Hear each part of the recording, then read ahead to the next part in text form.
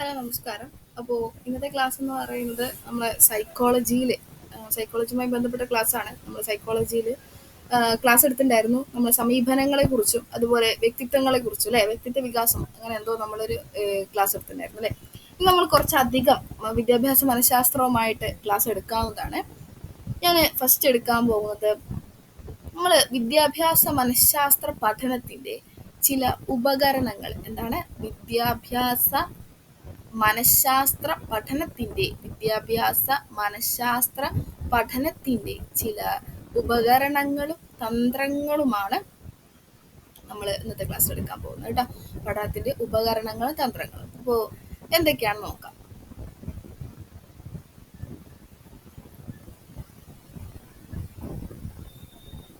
ഉപകരണങ്ങളും തന്ത്രങ്ങളും. ശരി.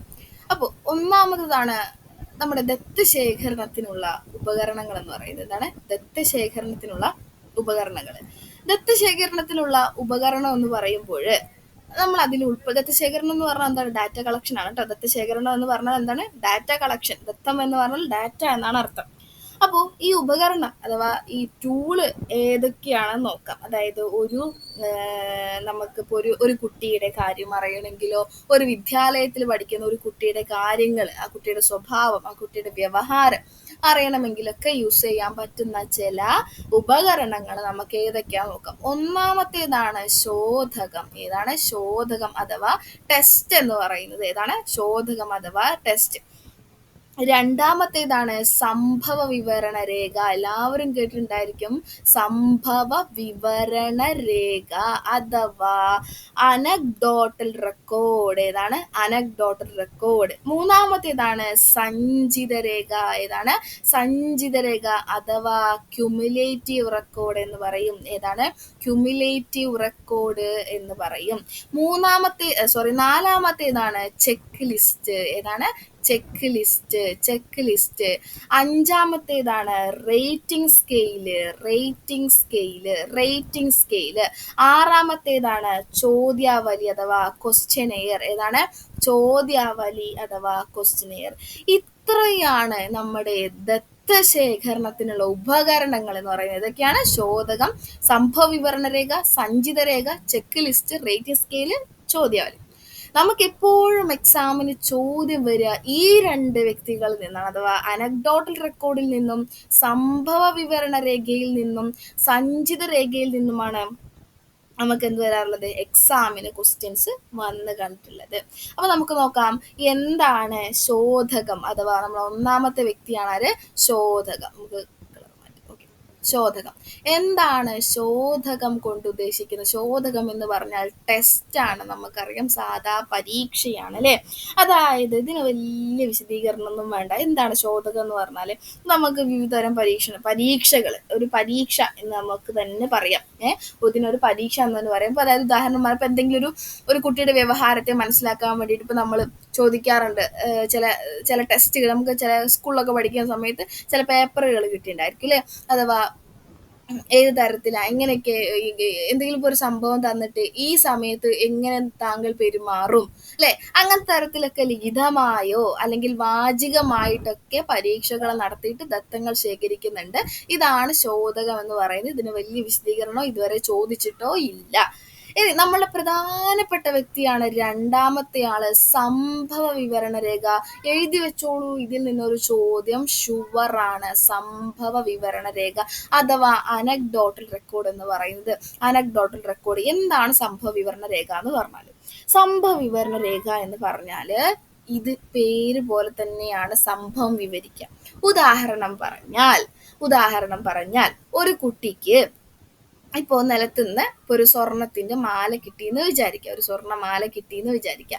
ഈ സ്വർണമാല ആ കുട്ടി എങ്ങനെ ഉപയോഗിക്കുന്നു? ഒന്നെങ്കിൽ ആ കുട്ടി ബാഗിൽ ഇടുകയാണോ, അതോ ആ കുട്ടി ടീച്ചർക്ക് കൊണ്ടു കൊടുക്കുന്നുണ്ടോ, അല്ലെങ്കിൽ ആ കുട്ടി വേറെ എന്തെങ്കിലും ചെയ്യുന്നുണ്ടോ എന്നെല്ലാം നിരീക്ഷിച്ച് അതിനെക്കുറിച്ച്, ആ വ്യക്തിയെക്കുറിച്ച് ഒരു സംഭവം എഴുതുന്ന രീതിയാണ്, സംഭവം വിവരിക്കുന്ന രീതിയാണ് സംഭവ വിവരണ രേഖ എന്ന് പറഞ്ഞാൽ. ഇപ്പൊ മറ്റൊരു എക്സാമ്പിൾ പറഞ്ഞാൽ ഒരു പരീക്ഷാ ഹാളാണ്. ആ പരീക്ഷാ ഹാളില് ഒരു സഹപാഠി നിയമവിധേയമല്ലാത്ത സഹായത്തിന് അപേക്ഷിച്ചാല് അഥവാ ഒരു കോപ്പി അടിക്കാൻ ചോദിച്ചാല് എങ്ങനെ, ഇപ്പോൾ എന്നോടൊരാൾ കോപ്പി അടിക്കാൻ ചോദിക്കുകയാണ്, അപ്പൊ ഞാൻ എങ്ങനെ കോപ്പി പറഞ്ഞു കൊടുക്കുന്നുണ്ടോ അഥവാ പറഞ്ഞു കൊടുക്കാതിരിക്കുന്നുണ്ടോ, അത്തരത്തിലുള്ള നിരീക്ഷണങ്ങളൊക്കെ എന്തിൽ വരും, ഈ സംഭവ വിവരണ രേഖയിൽ വരും. അങ്ങനെ വ്യക്തിത്വത്തിന്റെ അടിസ്ഥാനത്തിൽ എന്താണ്, വ്യക്തിത്വത്തിന്റെ അടിസ്ഥാനത്തില് കുട്ടികളെ വിലയിരുത്താൻ ഈ രേഖ ഉപയോഗിക്കുന്നു. കുട്ടികളെ വിലയിരുത്താൻ എന്ത് ചെയ്യുന്നു, ഈ രേഖ ഉപയോഗിക്കുന്നു. അപ്പൊ സംഭവ വിവരണ രേഖ എന്ന് പറഞ്ഞാല് ഒരു സംഭവത്തെ കുറിച്ച്, വിദ്യാഭ്യാസ കാലഘട്ടത്തിലുള്ള ഒരു സംഭവത്തെ കുറിച്ച് ഒരു റെക്കോർഡ് തയ്യാറാക്കുന്ന സംഭവമാണ് സംഭവ വിവരണ രേഖ അഥവാ അനക്ഡോട്ടൽ റെക്കോർഡ് എന്ന് പറയുന്നത്. ക്ലിയർ ആയല്ലോ, മനസ്സിലായെന്ന് വിശ്വസിക്കുന്നു. ഇത് വളരെ ഇമ്പോർട്ടന്റ് ആണ്, ഇഷ്ടം പോലെ ചോദിച്ചിട്ടുണ്ട്. ഇനി അടുത്തതാണ് സംഭവ വിവരണ രേഖ കഴിഞ്ഞാലാണ് നമ്മുടെ ക്യുമുലേറ്റീവ് റെക്കോർഡ് അഥവാ സഞ്ചിത രേഖ. സഞ്ചിത രേഖ വളരെ സിമ്പിളാണ്. സഞ്ചിത രേഖ അഥവാ ക്യുമുലേറ്റീവ് റെക്കോർഡ് എന്ന് പറഞ്ഞാൽ ഒരു കുട്ടിയുടെ വിദ്യാഭ്യാസ ചരിത്രത്തിലെ മൊത്തം വിവരങ്ങൾ, ഒരു കുട്ടിയുടെ വിദ്യാഭ്യാസ ചരിത്രത്തിലെ ക്രമാനുഗതമായ കൃത്യം 1-ാം ക്ലാസ്സിൽ എങ്ങനെ, 2-ാം ക്ലാസ്, 3, 4, 5 അങ്ങനെ ആ ഒരു വിദ്യാഭ്യാസ ചരിത്രത്തിലെ ക്രമാനുഗതമായ രേഖയാണ് സഞ്ചിത രേഖ.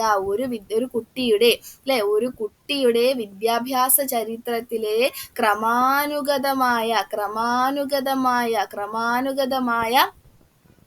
വിവരങ്ങളാണ്, രേഖയാണ് എന്തെന്ന് പറയുന്നത്, സഞ്ചിത രേഖ എന്ന് പറയുന്നത്. ക്ലിയർ ആണല്ലോ, ഇതിൽ വലിയ ഡൗട്ടൊന്നുമില്ല വിചാരിക്കുന്നു. അപ്പൊ ഇതാണ് സംഭവ വിവരണ രേഖ എന്താന്ന് മനസ്സിലായല്ലോ, കറക്റ്റ് ആയിട്ട് സഞ്ചിത രേഖ എന്താന്ന് മനസ്സിലായല്ലോ. ഇത് രണ്ടും മാറിപ്പോകരുത്, രണ്ടും മാറിപ്പോവാറുണ്ട്, എക്സാമിന് രണ്ടും മാറിപ്പോവാറുണ്ട്. ഇനി നമ്മളുടെ 4ാമത്തെ വ്യക്തി ആരായിരുന്നു, ചെക്ക് ലിസ്റ്റ്. എല്ലാവർക്കും അറിയാം എന്താണ് ചെക്ക് ലിസ്റ്റ് എന്ന്, വല്ലാണ്ട് വിശദീകരണം ഒന്നും വേണ്ട. ഉദാഹരണം പറഞ്ഞാൽ ഇപ്പൊ ഫോൺ അമിതമായിട്ട് യൂസ് ചെയ്യാറുണ്ടോ, ഇവിടെ ഉണ്ട് അല്ലെങ്കിൽ ഇല്ല, അല്ലെ, അങ്ങനെ തരും. ഉണ്ടെങ്കിൽ നമ്മൾ ടിക്കിടും, ഇല്ലെങ്കിൽ ഇല്ലാന്ന് തെറ്റിടും. മനസ്സിലായോ, ഇതാണ് ചെക്ക് ലിസ്റ്റ് എന്ന് പറഞ്ഞാല്. ഇനി 5ാമത്തെ വ്യക്തിയാണ് റേറ്റിംഗ് സ്കെയിൽ. വളരെ അറിയാം, നമുക്ക് എല്ലാവർക്കും അറിയാം, നമ്മുടെ ചെക്ക് ലിസ്റ്റ് പോലെ തന്നെ സിമ്പിൾ ആയിട്ടൊരു ചോദ്യമാണ്. ഇപ്പൊ ഉദാഹരണം, ടീച്ചറുടെ ക്ലാസ് ഇഷ്ടപ്പെട്ടോ, അല്ലെങ്കിൽ ടീച്ചറുടെ ക്ലാസ് എങ്ങനെയുണ്ട്, അല്ലെ. ഉദാഹരണം, ടീച്ചറുടെ ക്ലാസ് എങ്ങനെയുണ്ട്, അപ്പോൾ നന്നായിട്ടുണ്ട്, നന്നായിട്ടുണ്ട്, അല്ലെങ്കിൽ നന്നായിട്ടില്ല, അല്ലെങ്കിൽ വളരെ മോശം, പിന്നെ നല്ലത്, അങ്ങനെ ഒരുപാട് സംഭവം ഉണ്ട്, അല്ലെ. അതിൽ നമ്മൾ ഏതെങ്കിലും ഒരു റേറ്റിംഗ് കൊടുക്കും, ആണല്ലോ. ഇതാണ് റേറ്റിംഗ് സ്കെയിൽ എന്ന് പറഞ്ഞാൽ. അപ്പൊ നമ്മൾ എന്തൊക്കെ പഠിച്ചു, നമ്മൾ ചോദ്യാവലി പഠിച്ചിട്ടില്ല, അല്ലെ. ഓക്കെ, അടുത്തതാണ് 6ാമത്തെ വ്യക്തിയാണ് ചോദ്യാവലി എന്ന് പറഞ്ഞാൽ ഒന്നുമില്ല, വളരെ സിമ്പിൾ ആണ്. ചോദ്യാവലി എന്ന് പറഞ്ഞാൽ നമ്മൾ എന്തെങ്കിലും ഒരു കാര്യം അറിയണം. ഉദാഹരണം പറഞ്ഞാൽ ഇപ്പൊ ഒരു കുടിവെള്ള പ്രശ്നം, അല്ലെങ്കിൽ നമ്മുടെ ഡെങ്കിപ്പനി, അങ്ങനെ കൊതുകുജന്യ രോഗങ്ങളൊക്കെ അറിയണം. അപ്പൊ അതിനെ കുറിച്ച് അറിയണമെങ്കിൽ, ഞാൻ പൊതുവായിട്ടുള്ള എക്സാമ്പിൾ പറയാം കേട്ടോ, അതിനെക്കുറിച്ച് അറിയണമെങ്കിൽ എന്താണ്, നമ്മൾ കുറച്ച് ക്വസ്റ്റ്യൻസ് കൊടുക്കും. അല്ലെങ്കിൽ ഒരു ക്ലാസ്സില് ഒരു എല്ലാ കുട്ടികൾക്കും ചിലപ്പോൾ മാത്സ് ടീച്ചറുടെ ക്ലാസ് ബുദ്ധിമുട്ടുണ്ടായിരിക്കും. അപ്പൊ അതിനെക്കുറിച്ചുള്ള ചില ചോദ്യാവലികൾ ഉണ്ടാവും. എങ്ങനെയുണ്ട് ക്ലാസ്, അല്ലെങ്കിൽ എന്തൊക്കെ മാറ്റങ്ങൾ വരുത്തണം, ടീച്ചറുടെ ക്ലാസ്സിൽ നിങ്ങൾക്ക് സാറ്റിസ്ഫൈഡ് ആണോ, അത്തരത്തിലുള്ള ചോദ്യങ്ങൾ കൊടുത്തിട്ടും കുട്ടികളുടെ കാര്യങ്ങൾ മനസ്സിലാക്കാൻ കഴിയും. ക്ലിയർ ആണല്ലോ. അപ്പൊ ഇതാണ് ദത്തശേഖരണത്തിന് ഉപയോഗിക്കുന്ന വഴികൾ എന്ന് പറയുന്നത്. ഏതൊക്കെയായിരുന്നു നമ്മൾ പഠിച്ചത്, ശോധകം, സംഭവ വിവരണ രേഖ, സഞ്ചിത രേഖ, ചെക്ക് ലിസ്റ്റ്, റേറ്റിംഗ് സ്കെയിൽ, ചോദ്യാവലി. ഈ 6 എണ്ണം മനസ്സിലായല്ലോ. ഇത്രയേ ഉള്ളൂ ദത്തശേഖരണത്തിനുള്ള വഴികൾ എന്ന് പറയുന്നത്. ക്ലിയർ ആണല്ലോ. അപ്പൊ നമ്മൾ സംഭവ വിവരണ രേഖ എന്തായിരുന്നു, ഒരു സംഭവത്തെ കുറിച്ച്, അല്ലെ, ഒരു കുട്ടിയുടെ വിദ്യാഭ്യാസ കാലത്തിലുള്ള ഒരു സംഭവത്തെ കുറിച്ചുള്ള കാര്യമാണ് സംഭവ വിവരണ രേഖ എന്ന് പറയുന്നത്. സഞ്ചിത രേഖ എന്ന് പറഞ്ഞാൽ ഒരു വിദ്യാഭ്യാസ ചരിത്രത്തിലെ ക്രമാനുഗതമായ രേഖയാണ് സഞ്ചിത രേഖ. ക്ലിയർ ആണല്ലോ. ഓക്കെ, ഇനി നമ്മൾ അടുത്തയിലോട്ട് പോകാൻ പോകുന്നത് ദത്തശേഖരണ തന്ത്രങ്ങളാണ്. ഇപ്പൊ നമ്മൾ പറഞ്ഞ ദത്തശേഖരണത്തിലുള്ള ഉപകരണങ്ങളല്ലേ, ഞാൻ ഹെഡിങ് പറഞ്ഞ ദത്തശേഖരണത്തിലുള്ള വിദ്യാഭ്യാസത്തിന്റെ എന്താണ് ഉപകരണങ്ങളും തന്ത്രങ്ങളും അല്ലേ പറഞ്ഞത്. അപ്പൊ ഇനി നമ്മൾ പഠിക്കാൻ പോകുന്നത് ഏതാണ്, തന്ത്രങ്ങളാണ്, ചില ടെക്നിക്സ് ആണ്. എന്തൊക്കെയാണ് ദത്തശേഖരണത്തിലുള്ള തന്ത്രങ്ങൾ എന്ന് നോക്കാം. നമുക്ക് ഒന്നായിട്ട് നോക്കാം. ഒന്നാമത്തേത് പരിശോധന. ഒന്നാമത്തെ ഏതാണ്, പരിശോധന അഥവാ ടെസ്റ്റിംഗ്. രണ്ടാമത്തത് അഭിമുഖം അഥവാ ഇന്റർവ്യൂ, അഭിമുഖം അഥവാ ഇന്റർവ്യൂ. മൂന്നാമത്തെ വ്യക്തിയാണ് സമൂഹമിതി അഥവാ സോഷ്യോമെട്രി. ഏതാണ്? സമൂഹമിതി അഥവാ സോഷ്യോമെട്രി. നാലാമത്തെ വ്യക്തിയാണ് വിക്ഷേപണ തന്ത്രങ്ങൾ. ഏതാണ്? വിക്ഷേപണ തന്ത്രങ്ങൾ. അപ്പോൾ ഇതില് നമുക്ക് ഇമ്പോർട്ടന്റ് ആയിരുന്നതും രണ്ട് പേരാണ്, സമൂഹമിതിയും വിക്ഷേപണ തന്ത്രങ്ങളും. അതിനു മുമ്പ് എന്താണ് നമുക്ക് പരിശോധന, എന്താണ് നമുക്ക് അഭിമുഖം, എന്താണ് നോക്കാം. ഒന്നാമത്തെ ആളാണ് നമ്മൾ എന്ത് പറയുന്നത്? പരിശോധന അഥവാ ടെസ്റ്റിംഗ് എന്ന് പറയുന്നത് അല്ലെ. പരിശോധന എന്ന് പറഞ്ഞാല്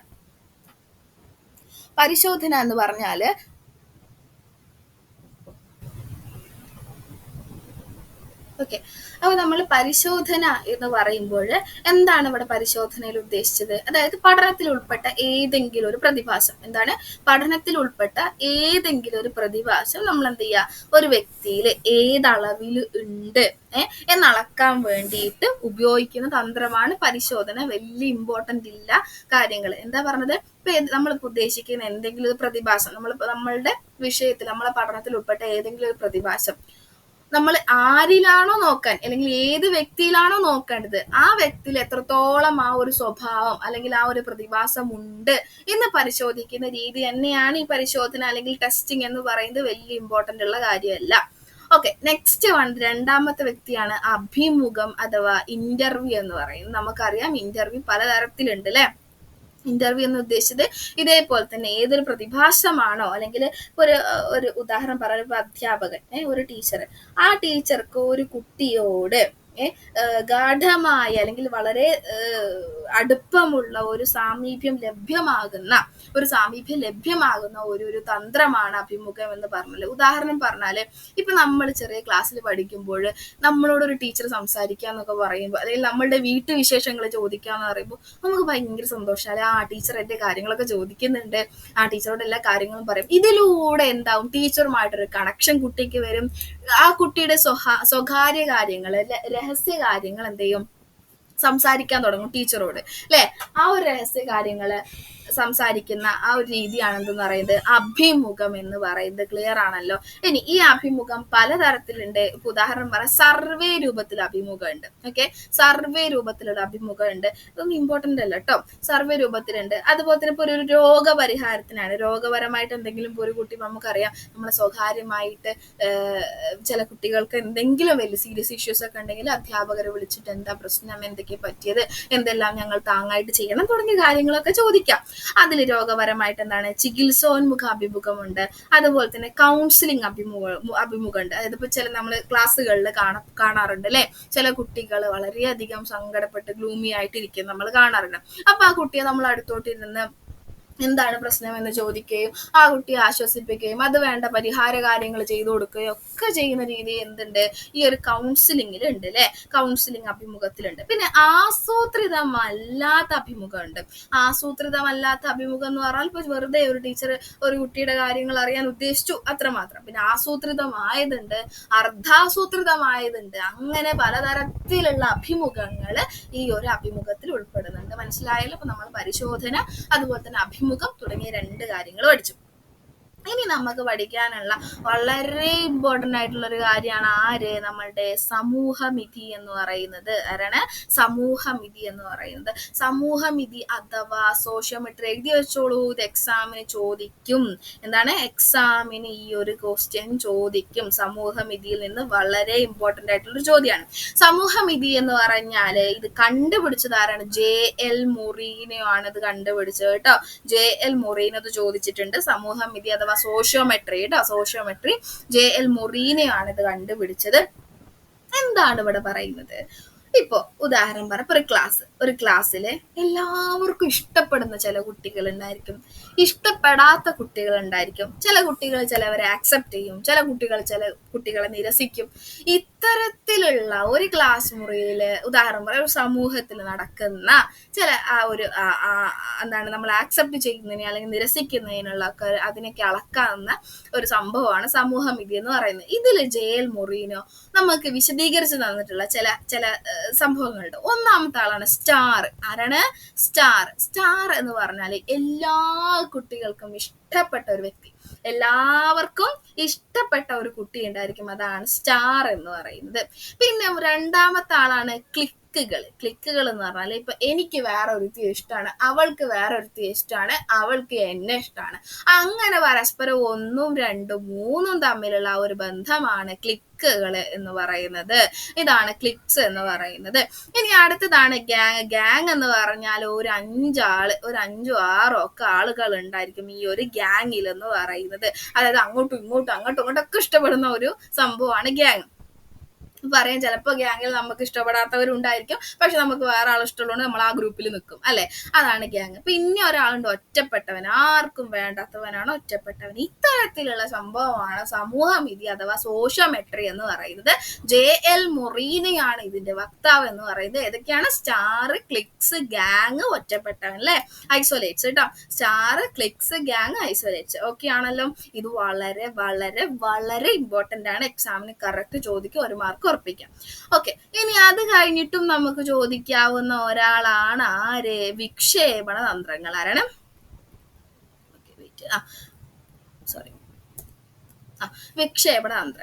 വിക്ഷേപണ തന്ത്രങ്ങൾ അഥവാ പ്രൊജക്റ്റീവ് ടെക്നിക്സ് കേട്ടോ.